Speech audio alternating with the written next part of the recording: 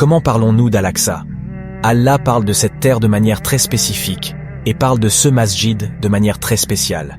Allah l'appelle la terre que nous avons bénie de l'intérieur et nous avons béni ceux qui l'entourent. Et il y a quelque chose de très spécifique à ce sujet.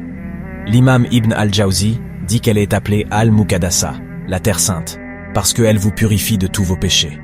Lorsque vous vous rendez sur cette terre et que vous y priez, un endroit où Ibn Abbas a dit « Savez-vous pourquoi Allah a béni cette terre ?» Il dit qu'il n'y a pas un seul centimètre à Jérusalem, si ce n'est qu'un ange s'y est tenu en adoration. Ou bien qu'il y a eu un prophète qui a adoré Allah dans cette région, ou alors il y a un prophète qui n'est pas enterré dans cette région. C'est pourquoi elle a été bénie. Allah va prendre le prophète, que la paix soit sur lui. Il va le prendre à ce même endroit qui est béni. Djibril, que la paix soit sur lui, descend, et il amène avec lui un animal appelé Al-Burak. Cet animal est si rapide qu'à chaque pas, il atteint la limite de votre vue. Gloire à Allah. Vous devez réaliser, mes frères, qu'Allah aurait pu emmener le prophète directement au ciel, mais il ne l'a pas fait. Il l'a emmené à Jérusalem. Il y est allé parce qu'il y a quelque chose de spécial à ce sujet. Il y a quelque chose d'important à ce sujet. Quelque chose de très important. Poursuivant cette narration, il dit que lorsque nous sommes arrivés à Jérusalem, Djibril a pointé du doigt le mur et le mur s'est fendu en deux. Et il a attaché Al-Burak au milieu de ce mur. Gloire à Allah, lorsque le prophète, que la paix soit sur lui, est témoin de tout cela, alors il dit « Je suis entré dans le masjid et j'ai prié 2 unités de prière, et quand j'ai fini les 2 prosternations, j'ai levé la tête et j'ai vu tout le monde. J'ai levé la tête et j'ai vu tous les prophètes devant moi.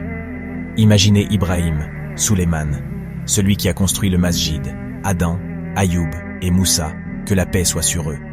Le prophète dit qu'ils attendaient que je prenne ma position et que je les guide dans la prière, mais j'étais hésitant.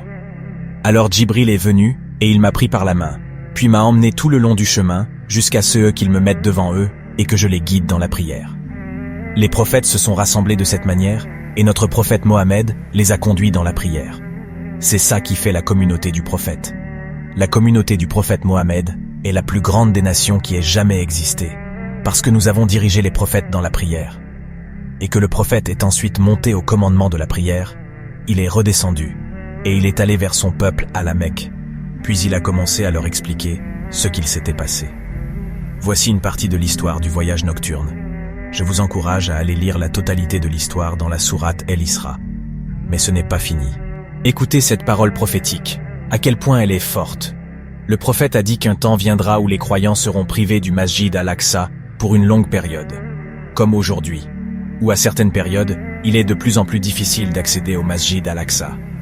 Le prophète Moussa, l'homme dont on parle le plus dans le Coran, a lui aussi été interdit d'aller à Jérusalem, et le prophète a dit « Si j'étais là, je vous montrerai la tombe sous la colline rouge », en laissant penser où Moussa a été autorisé à se rapprocher le plus possible de Jérusalem et a été enterré à cet endroit sans avoir mis les pieds à Jérusalem. Qu'Allah nous protège et nous guide tous.